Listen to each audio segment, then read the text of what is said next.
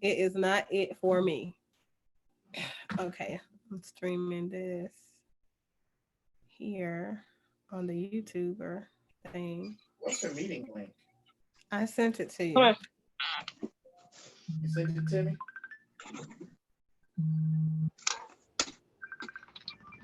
William, join on Zoom.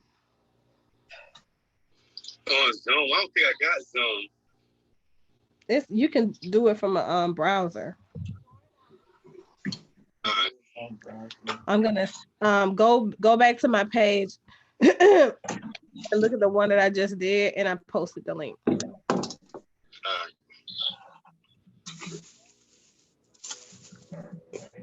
Yeah.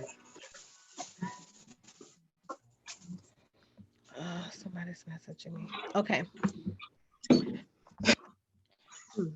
Goodness.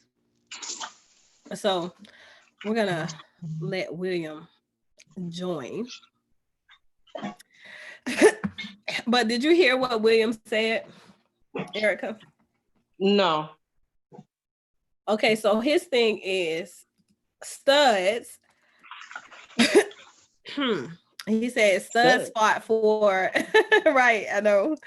So he says that studs fought for the right to do a man's job and all of this stuff. So basically there are no Okay. You know what? male or female roles. So let me get off my soapbox. I don't want nobody saying that I'm against the LGBT community. First and foremost, I believe in equality for everybody. Before I say what I gotta say, I take issue with studs simply because I think, if so, like I said, I think people have masculine and female energy. I can understand if there's a woman who takes on more of a masculine role. But my issue with studs is, and why what he says is not a big thing to me, is because I feel that most studs take on the most toxic qualities of Black men in our communities. So I think that in a lot of respects, they're no good than the bad men in our community. Okay. Okay. And when you say bad men, what do you mean? Like what are some of the qualities that you feel like, some of the qualities in our men that you feel are toxic? I think that sometimes many of them just pattern themselves over like these hyper masculine pseudo thug type guys, who are just like disrespectful and condescending and don't really want to do a whole lot with themselves. There's not to say all of them, but in my experience and what I've seen, it's like even the way that they dress, it's rare for me to see a stud who wears like, a nice fitted tee, fitted jeans, sneakers, slacks, polos. They sag, wear wife beaters, they want to dress like hood niggas. They want to act like hood niggas. They tend to not pattern themselves after the respectable men in our community. That's just my take on it.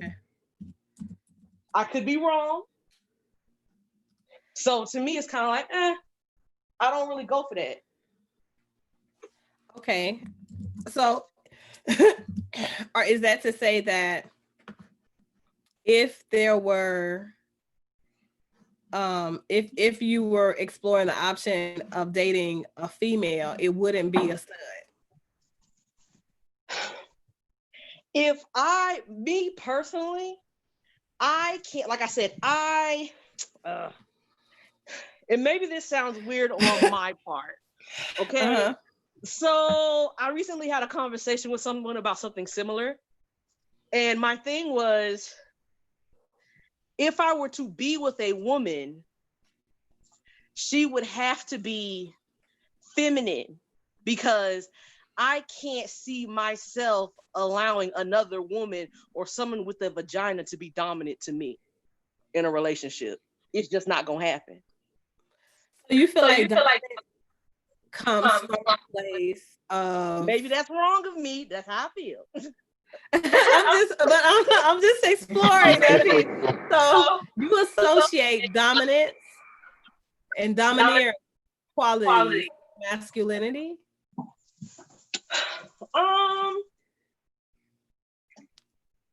I associate the type of dominance that I'm attracted to with masculinity. Intriguing. So what about the Because dominance found in you? I feel that if I'm with a man, he has to be more dominant than me. Okay. That's a must. So it's one of those things where I've been in relationships, like I said in the other, when we were discussing things, and there were times where the relationship couldn't work because when the roles start getting reversed, it's like over a period of time I've had it happen twice actually. They were just no longer attractive to me. Mm-hmm. So it kind of becomes, and I don't know what it is about me. It just is. For example, like I said, I don't know if you saw when you asked me about the energy and stuff. So for example, I have a male friend. He is strictly platonic. Mm-hmm. One of the reasons why he is platonic is because he whines. And I know that sounds weird, but I equate that with a feminine quality and I find it unattractive. Mm. That's not good. So when we're talking and he starts whining about things, it's like, I don't know, it just makes him seem less attractive to me. And like I said, I understand that some of the stuff I'm saying may not make sense to some people. I haven't delved into it a whole lot. I just know that that's how I am. Right. So I think it's interesting because I kind of touched on this a little bit when I talked about Men's Mental, Emotional, and Behavioral Health Month. Because that's kind of what I'm pushing really hard this month or whatever. Highlighting ways for women and men to be supportive of men's emotional, mental, and behavioral health, and kind of how we can be a support, but not only a support, a guide, and set the platform for destigmatizing that negative energy of, that comes with that. And so what that for me, hold on, mute Darius. But for me, you got to turn your sound down. So for me, like I was saying, I feel like sometimes we add a stigma, right, and a negative association with men expressing themselves. But it doesn't have to be the men expressing themselves, as the issue. I feel like sometimes it's the way that they express themselves. And so you mentioned whining. And to me, if a guy is whining, it's very much like a child. When a child is whining, right? It's annoying, no? And so it's the same, I think it's the same response. And I feel like it's also something that I think goes to a lack of adequate communication skills developed over time. Mm-hmm. And that's problematic because nobody wants to be with a person who's whining all the time. Even men always say, "Oh, she's nagging me. She's nagging me." You see what I mean? So it depends on how you express yourself. Like I say, use your words. And it's like, I don't want to be emasculating as a woman, but if you're coming to me and you're whining, I may say something like that because I may feel like you're not just expressing yourself. Instead, it's like, and I'm going to give you a viable option for a solution to the problem. And if you're still whining, I'm going to be like, okay, can we have a conversation about this? An actual conversation using the words and not necessarily the long expression of how you're saying the word. I don't know. I'm going to try and say it in a way that's not emasculating, though, because I do feel like sometimes we as women don't give them the proper support for them to be expressive of themselves. And when we don't do that, then we're not necessarily doing justice for our men in our communities, and we're not helping them grow. But it has a problem. The problem, I think, has to be something that started at their home. So their mom and their father didn't teach them how to be adequately expressive. And oftentimes in the American Black community, what are they taught? They're taught to suppress that. They're taught to not talk. You understand what I'm saying? Mm-hmm. So if they're taught to suppress it and not talk, not cry, not do any of that, how do we expect them to know how to properly express themselves? I mean, I can't speak for other people, but I know for me, because I know how I am, when I have an interaction with someone, I kind of be like, okay, so it's almost like having to teach someone to get to the point. It's like, okay, and like I said, maybe it's just my personality type. My friends joke around because they say I'm always the man in my relationships, but that's not necessarily the case. But I think it's just my communication style, because for me, it's always easier to just get to it. Does that make sense? So then, like, when I have a conversation, like I said, with the friend who I feel like is a whiner, I feel that his complaints are not, I don't know a good way to put it. It doesn't necessarily come across as like valid complaints. It just comes across like a lot of bitching about stuff he's not going to do anything about. So after a while, it just is like, I don't want to hear it. It gets exhausting. Now, do I listen to it? Yes. Am I supportive? Yes. But I find it to be incredibly annoying. He thinks he has a chance with me. He doesn't realize that he does not. And that is one of the reasons why, because I find his personality to not mesh well with mine. I know the relationship wouldn't work for that reason. That is one of the reasons, because I know how I am. And I'm not necessarily saying that's the best way to be, but I know what my expectations are when I go into a relationship. I know what it is that I want in a relationship. I just feel like he can't provide that. And part of that is because I feel that I would be the person running everything. And I don't like that. I run everything on the outside. It's like kind of like you go to work and you do all this stuff and you're in charge, you do all these things. When I come home, I want somebody else to be in charge. Sometimes I want to be loved on and hugged and cuddled and allowed to like just be able to not do anything. And I understand for men it can be the same way. Like I was talking to a friend of mine, he was like, sometimes men want to be held too. Okay, cool. I can understand that.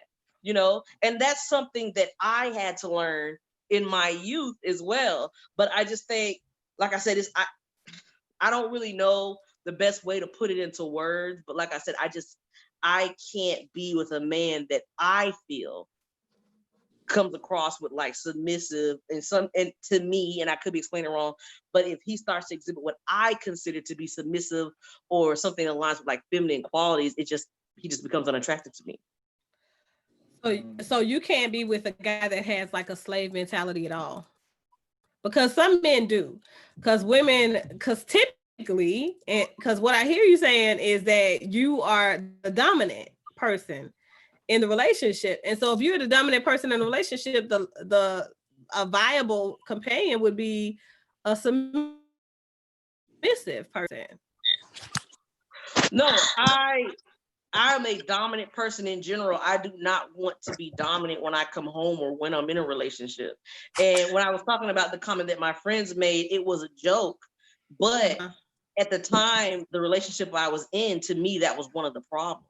So it was not something that I had discussed with them, but it's something they picked up on. It's like, their little words were, damn, Eric, you like the nigga in the relationship. And it's like, well, sometimes it was the way that I did things and handled things, but what they didn't know was that irritated and agitated me to no end. And it was one of those things where I wanted to be supportive of him, and I found myself trying to push him gently into the head of the household role. Push him gently, but it's like nothing that I did would make him take that on. And then it got to the point where it's like, okay, well, now I'm going to try to forcefully push you into the role, which was wrong on my part, which I can admit. But it's like I kept trying to push him into being the head of the household. It's like he wanted the label of head of the household, but he wouldn't do the stuff that the head of the household was supposed to do. And so It's like, well, you can't take on the head of the household role if I'm the one heading and taking care of everyone and everything within the household. It just doesn't work like that. And that in turn became a problem because it got to a point where it's like, well, at this point, I can't even respect your opinion as my partner because it's like, well, you ain't going in on this. You're not doing what I feel is respectable for my man or my partner to do. So at this point, I'm doing things on my own. So, William, what do you think? Because technically that's in alignment with your value systems, no, William? William says that it's not, there are no men's jobs because this is 2020. So in William's mind, he's right there with you. He's like, okay, if she's the woman out here making all this money, if she's the woman that's doing this, then she also can do this, and this too, because y'all fought for women's rights. So how do you feel, William? I couldn't hear you say it one more time. I said, how do you feel about Erica's position on relationships and the way that she views men that are kind of whiny in the relationship and feels like if they're the whiny kind of guy, if they want that particular role of the head of the household and they've not earned it by way of doing things that you can't be whiny and complain about little stuff and then try to be a man in the household. You gotta suck that shit up. So okay. I understand what she's saying.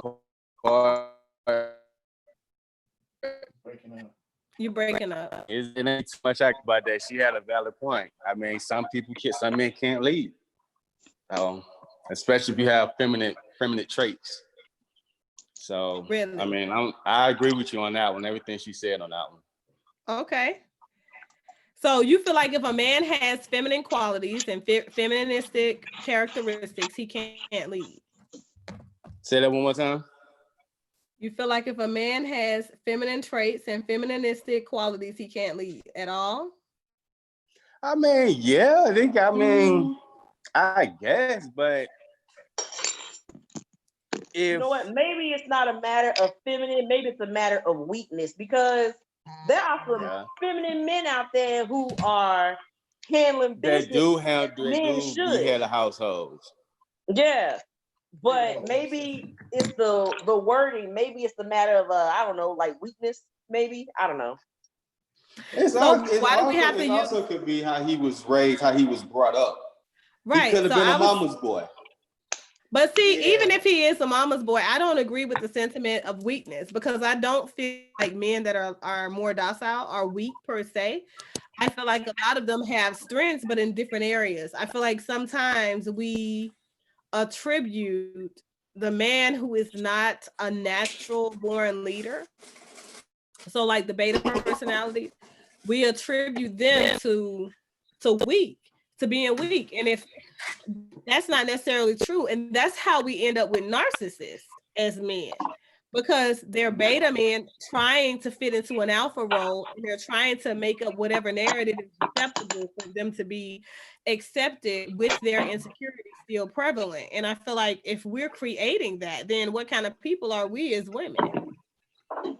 I mean, and I understand that completely, but the thing is, I have tried to force myself to kind of like step outside of my comfort zone when it comes to dating and try men that may not necessarily be my type and things like that. And I found that it does become an issue in my relationships eventually.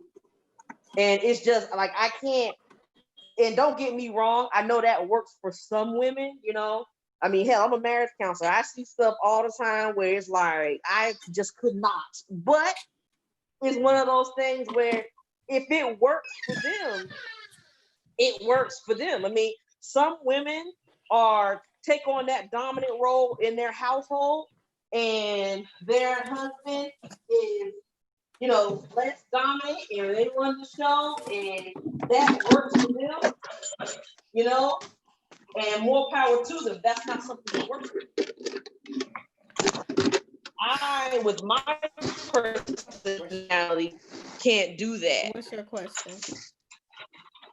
What does it mean to be an alpha male? So alpha men are natural leaders. Alpha, well, I would say alpha, and we're going to talk about the alpha period, whether it's male or female. It's like a lion so the in the alpha jungle. personality is like the dominant personality over other personalities in that particular context. So they're natural leaders. There are people who are just born to lead, and they don't have to do anything to train themselves or to basically make themselves the leader, but people will naturally look to them for guidance, and they naturally will follow them with no hesitation. And they don't have to say, hey, I'm the head of this, or I'm over this. They don't have to say it. Naturally, people gravitate to and will follow them. Betas, huh? Even when they was taught? No, they don't have to be taught anything. It's a natural thing. It's intrinsic. Yeah. So personality types are more natural or intrinsic. Even if you try to gear a person up to be a leader or an alpha, what happens is they become an omega male versus an alpha male, because omega males, those are people who are trying to make themselves the leader. So they're forced leaders. And they're not natural leaders. They're trying to become everything that the alpha is. And typically omega males are the ones that you find narcissism, geared and rooted heavily in. Females too. But see, a beta is naturally not the leader by default. That's the guy that's always looking for somebody to follow, or the woman that's looking for somebody to follow. And so submission is never hard for them. Relinquishing a control center is never hard for them. And it's so easy for a beta to sometimes be misconstrued as a weak person, but they're not weak. Oftentimes they're very strong and resilient people, because in order to be a sufficient follower, you've got to have a certain type of strength. You've got to be able to notice when somebody's not leading you in the right direction. So even when, so say that, can an alpha male fall and pick back up?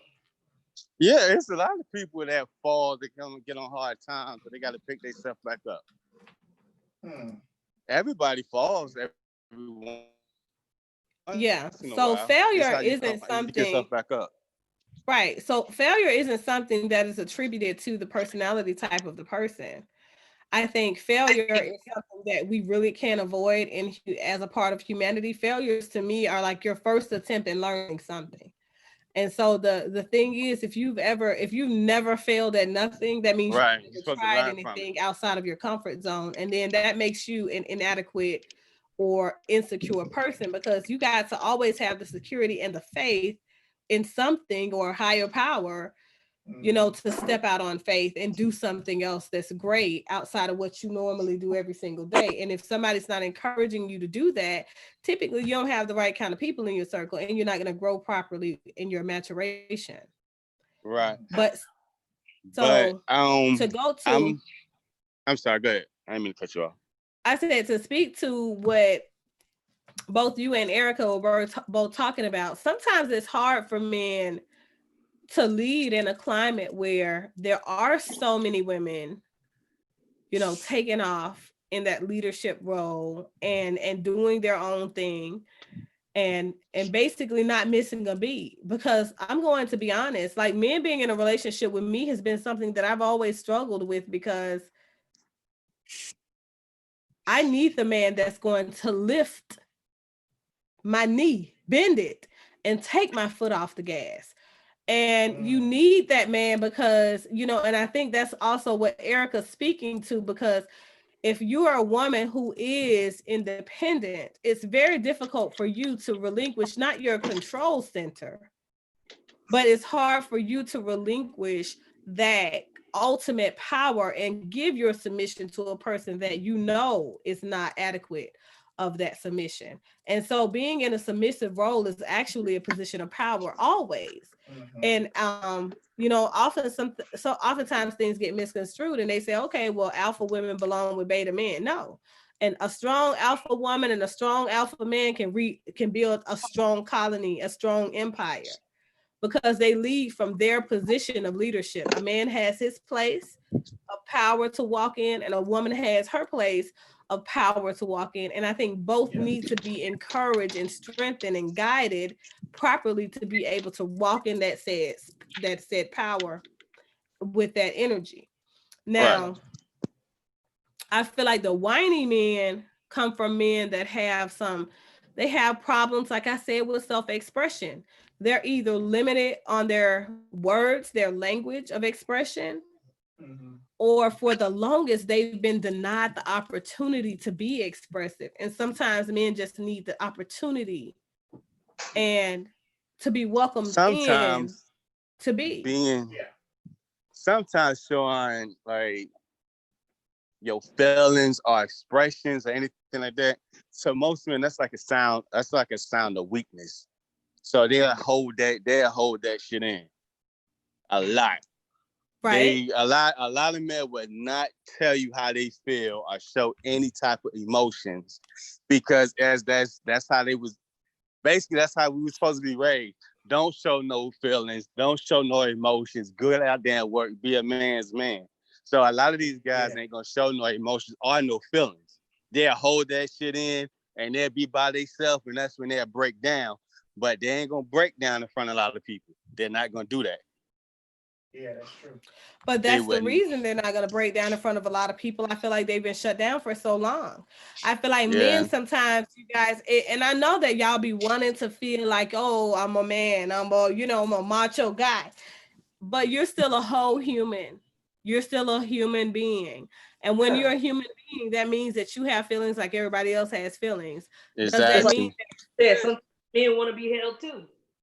Right. Yeah, I ain't gonna lie. I want to be cuddled on. I want to be held at night at sometimes too. Man, I ain't saying that I'm a sensitive type of guy now. Shit. Okay.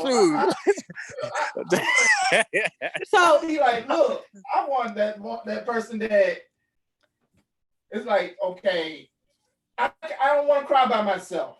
Sometimes I cry by myself, but I don't want to cry by myself. I want someone to hold me and I can just cry on that shoulder.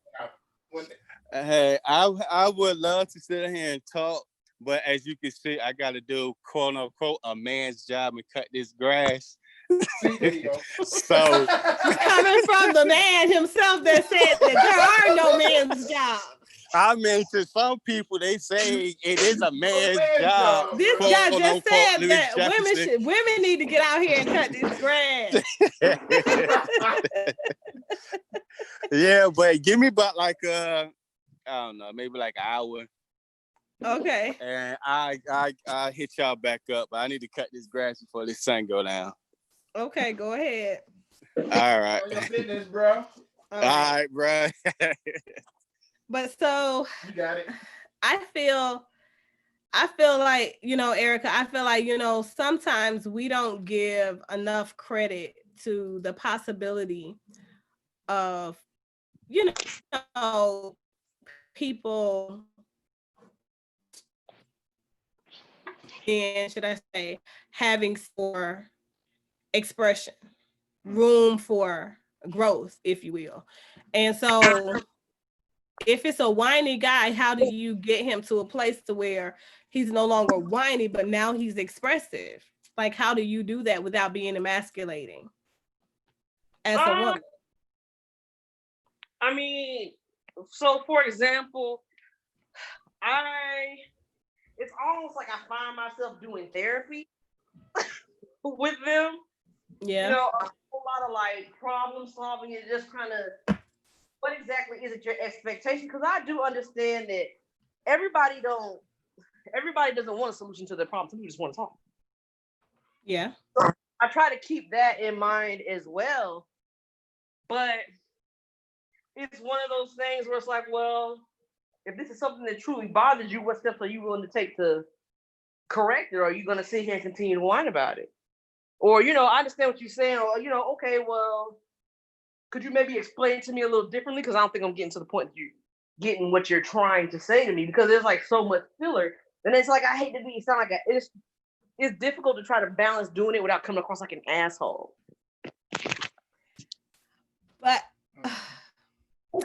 so what do you think is a non-ass holistic approach? I like Good it. one. You know what? That's my word. What do you think is a non-ass holistic approach? I feel like what's something that you found that works when you're trying to tell them, hey, I'm trying to listen to you. I want to be a support for you. I want to be able to give you what you need, but I need for you to be expressive and use your words. I think that's a great way to say it. Okay. I think I've kind of been more along the lines of, so I hear you say this is net. Okay, so but could you possibly explain to me a little differently exactly what the issue is? You know, it's like trying to find a way to say, look, I need you to cut out all that extra stuff and just tell me what the issue is, but try to say it like as nicely as possible, because it's like I don't want to come across as like this overbearing victim female. But and I sometimes I think it also comes from my time in the military, particularly in the Marine Corps. Mm-hmm. With the I don't have what's a good way to put it? With my patients, I feel like my clients, I feel like I have more patience than I do with the people in my personal life. Right. So it gets to the point where after spending a day of hearing people's problems and not really being able to just come out sometimes and say, hey, look, this is what it is, and having to lead and guide them to things, it just becomes like, well, I don't feel like doing that shit when I'm not home, when I'm at home. That seems like that might be, wrong way to look at it, but that's just how I feel. So, but like I said, it's also because they're a friend, I don't want to offend them, but I feel like it's kind of like doing gymnastics to kind of maneuver into, hey, I need you to get to the point. Now, I will say this. I do feel like clinical staff struggles in relationships more than any other type of person I've ever seen or provided relationship counseling services for. I will say that because I see more clinicians on my caseloads for those types of issues than anybody. And even personally, if I had to really reflect on some of the things and issues and struggles I've had trying to get to the point of establishing a relationship, because I think that there is a little bit like we used to call it power differential or inequilibrium of power when a clinician is in a relationship with anybody, and you have to find ways to mitigate that issue, that struggle. But for me, it's not really about finding ways to mitigate that. My biggest thing is structure. And so for me, I'm a stickler for the details, for structure, and cultivating a healthy relationship. And I feel like so many people out here are ready to just jump into anything. And I'm not ready. I'm like scared. I'm the kid that don't know how to swim. You ain't about to make me jump in that damn water. So I feel like I'm not jumping into anything. I have specific structured boundaries or guidelines and expectations of my man, and I have some too. Like that's me coming to the table, and I'm moving off of the things that are boundaries because they're boundaries for a reason. I hate it when a man says, let's just date or let's just be friends and see where things go. They're not gonna go anywhere. Wow. Yeah, I told somebody before, I don't date for this. Can I ask you this? Yeah, go ahead. About patience in a relationship. Is patience is the most important thing in a relationship? No, I believe communication is the most important thing in a relationship. What about you, Erica? Friendship. Yeah, I recently saw a study that said that it was friendship as well. All three. All three. I feel like communication is everything because I feel like if you have safe space for communication, I do feel like you can build a friendship. But I feel like if without communication, there is nothing. If you're friends with your partner, you're not willing So this is the thing that I teach, and has worked, with my couples work that I've had for married couples and premarital couples. I teach people that you don't need to be the friend of your intimate partner, because that's what separates them from the people that you call your friends. And that's what creates issues in your relationships when you're trying to establish friendships. And so if your partner is your friend and he sees what you do with them, or she sees what you do with them by way of what you do with them, right? With your partner, that means that you're doing friend things with me. So if we're having sex and we're friends, that's what you do with your friends. So what that creates is innate insecurity. It's the underlying insecurity that's already in the minds of those people when you do develop new friendships later on down the road, whether you're married now or you're transitioning and you're just dating now, whatever situation that you're in right now with them, they naturally think, oh, okay, well, this is the way my partner treats her friends. This is the way my partner treats his friends. And you can't have friends. Know why? Because you're fucking your friends. If you're fucking me and we're friends and dating, you're fucking your friends too. Everybody that said that you say is your friend, you're gonna have sex with them, and you're never gonna have any healthy friendships because if you get ready to go somewhere with a friend,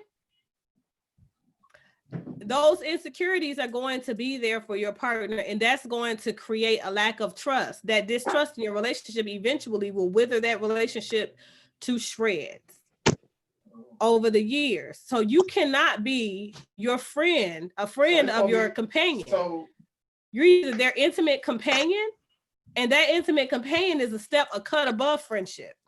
That means we're something closer than friends, because I'm not having sex with my friends. I ain't dating my friends. I'm doing something different with my man. So it's supposed to be, you got to have a separation, like separation of church and state. It was necessary. Really? Yeah, because if you don't want those kinds of issues where your partner is jealous of your friends, you can't have the opposite sex as friends that are platonic. It's because you've built the climate of you've incorporated the idea, the concept in your partner's head that friends are people that you develop close and intimate physical relationships with. So later on, when that becomes a problem, that's your fault. Those are your issues. Wow. Accountability. Sounds like I mean, I don't necessarily feel that way. But I understand what you're saying. Yeah, so companion, I'm a companion to my intimate partner. I'm not their friend. We might have a really close and intimate relationship and an understanding, but it's based off of adequate communication, clear and concise communication, forgiving communication, understanding one another's love language, and communicating with one another in a way that's respectful, concise, and it's everything to our relationship and our being and our spiritual energy. And so I feel like your spirits even have to learn how to communicate with each other. You got to learn how to exchange energy. You got to learn how to read when there's something wrong with them. So yeah, I just feel like if you're not creating space for a man to be expressive or for a man to step into his role in a relationship, and you as a woman are doing all of the things that a man is supposed to be doing according to your relational foundational principles, it's your fault when you don't end up with the right kind of guy. And you have to hold yourself accountable and responsible for that. So for me, I don't know. I would take it as a lesson learned, like, oh, I guess I ain't gonna do that no more. So it's like you're in a relationship, and you've been friends for so long, and you got in a relationship, and my friendships engaged and all that. My friendships don't turn into relationships. So it's steps. Even my first husband and I, we were thick as thieves. And to this day, he's everything to me and I love him to death. But we are close, intimate companions. And so if that means that we're friendly and we're polite to one another, yeah. But we don't have to be one another's friends if we're one another's companions. And we shouldn't be, because I don't want him thinking that I'm friendly and doing relationship things with anybody that's not supposed to be in that role. You know, I think that role confusal kind of that's where you get the roles confused, basically. You know, when you don't have clear-cut boundaries and clear-cut expectations, you don't know all the roles and the titles and everything is enmeshed.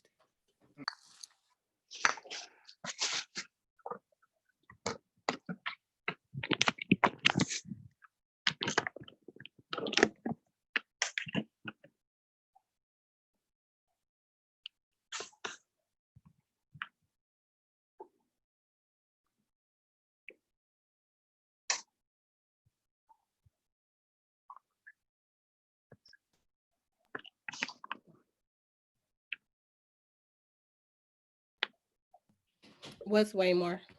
So it's like when you done with the friendship, and then when you and your bond is strong, and what you have with your mate, that's going to be your mate. I feel like there is a courtship. So not a friendship. I feel like there is a courtship for relationships in the beginning, where two people should be courting one another and filling out one another, trying to figure out whether or not they're viable for one another's expectations and boundaries to move forward into a relationship. Mm-hmm. And if they are, then they start building on that intimate partner relationship before they get into it. You got to build a house before you move in it. Mm-hmm. And so once you've built that house and you move in it, you move and you do in a way that's conducive to the expectations of your partner in the house, in your role. And so they do their part as well, because they know what your expectations are. So you don't have all those issues that stem from inadequate and uncommunicated expectations and boundaries then. You see what I'm saying? I see what you're saying. Kale, what do you think? We're talking about gender roles. Gender roles. So basically it's certain things that are considered innately a man's job or a woman's job in a relationship. Do you feel like there are any things in a relationship that are basically restricted to a man, is supposed to do it, a female is supposed to do it, etc.? Well, I'm limited to listen to what y'all talking about. I can jump in there. Let me hear what y'all saying. So I don't know what y'all at with. Well, just tell us your perception. We've talked about ours. We know what ours are. Well, it's pretty much what you just said. I mean, I agree with what you just said a while ago about, depth perception and communication and things like that. How you do courtship. People know the difference between courting and dating. Some people don't know the difference between that. It's a totally different situation. Dating not like courting, so courting got a purpose. They just entertainment, you got to know when you're going through. And first thing, most of all, be honest with the person when you're going through the process. Not really put it out there, so that way you got to deal with now and later, pretty much an open book. Yeah, there should be no hidden secret, no secrets in no relationship. Especially you're gonna be together forever. That's the whole purpose of getting together with somebody, soulmate, that forever. Yeah. So tell me this. Do you feel like there are specific roles or tasks within a relationship that a man is responsible for versus the woman? Do you feel like there are specific tasks that a woman is responsible for versus the man being responsible for those things? Well, society has changed over the years to where we come from the primitive time where woman stays at home, the man works and stuff like that. People and women are more professional than they ever been on all these days. So it's a balance in that. You got to figure out where you at to make it work from your standpoint. But you also got to know your role as a man and woman, of course. But it changes to where you got to be adaptable. So one day I may cook, she may cook, but not a general thing when it comes down to who gonna do what in the household or the relationship.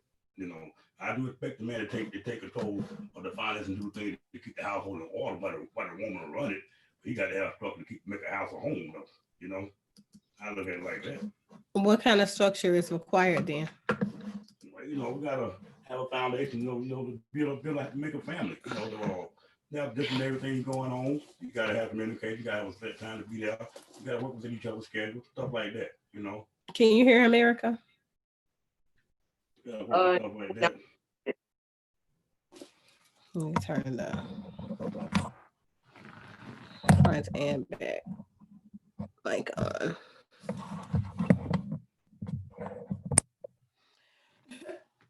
Okay. So basically he was saying that he feels like, you have to have a foundation, a steady structure in order to incorporate a proper relationship or whatever. But he does feel like there, in this generation that things have kind of shifted. So there are some roles that used to be only for a woman or only for a man that are now kind of permeable roles, so they can be interchangeable. Right. Without question. So, see, this is my thing. I feel like once you get to a point to where there are no clear boundaries, because I do feel like roles are something that are definitely defined by the individuals that are moving into the relationship. And I feel like that's kind of what the whole thing around the Will and Jada situation is, right? So people are saying, oh, well, if you step outside of your marriage at any point, regardless of if things are tough, et cetera, then it's still cheating. First of all, this was a conversation that was initiated by the woman in the situation, not by the man. So you have no idea what Will or did or didn't do. Why? Because this wasn't his conversation to be had, because there was nobody that he messed with coming to the table talking about the sexual relationship, intimate relationships that he had with that person, right? I thought you would call it an entanglement. Well, Will made sure that it had to be called a relationship because the vast majority of people in society are referring to it as a relationship. And so I think society has lost sight of what Jada was trying to say. She called it appropriately an entanglement. Appropriately, I say that because there are two sides of this thing here. The first thing is, this is her narrative, her experience, and her life that nobody else has a right to invade upon. And so if it's an entanglement to her that she's going through, that's what it is. It's just like saying, oh, that was a whole war over there. But the person that's involved in the war, not you on the outside looking in, thinks it was a party. It was a party for them because they felt like, hey, I get paid to do this, but I'm having fun while I do it. Maybe because they experienced an emotional catharsis by way of expressing physical energy against another object, whether it's a person or whatever. But so I feel like perception is everything. So from my perception, if I'm in an entanglement, that means that the lines of whatever relationship we initially started have now been entangled and blurred. That's what an entanglement is. And I feel so sorry for so many people watching it with their judgy eyes saying, oh, okay, well, it was this or it was that. Why? Because you have a limited vernacular. So if you understand what the woman's trying to say, then you will view it from her view because it's her story that's being told anyway. And it's you that's the nosy ass person without a life sitting on the couch looking for it. You understand? Yeah. And so if she's narrating what she experienced over the course of that space in her life, it's not for you to put your finger on it and say, hey, well, you know what, you're wrong because you did this, because apparently it works for her relationship. Apparently during that time, that was something that was necessary for them to transition into a different space that they're in right now. And they're able to be so transparent and so loving toward one another because they understand that the primary objective is to be loving and forgiving to self first. And that's the place that most people do not get in their life, because autonomy is something that most people never get in their life. Yeah. And so for that situation, apparently they defined expectations of each other before they moved back into this space of their relationship, and they were able to have such healthy boundaries and expectations that they navigated through it beautifully in this whole conversation. Why? Because obviously it was never something that needed to be talked about until now. And I feel like there are a lot of little judgy eyes looking at August tell his story from his perspective, and you just want to side with him because he's a victim of so many things in this particular case. Yeah. And I think that's really clear too. But I think that if Jada and him had entered into this relationship that they had, whatever type of relationship it was, it never would have gotten entangled. Their first relationship was one of a friendship. And that's what I was talking about knowing that it's important not to be your companion's friend. Hey, I have to dip out. But it was a good conversation with y'all. All right, Erica, take care.